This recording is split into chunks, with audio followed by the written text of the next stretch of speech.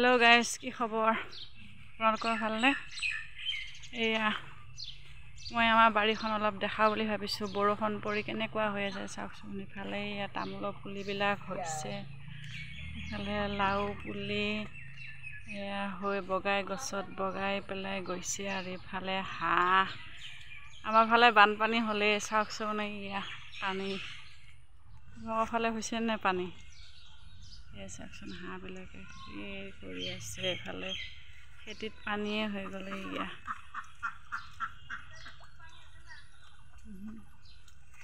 এয়া ভাত কেৰেলা এটা লাগিছিল, তাকো এয়া পকা লাগি গৈছে।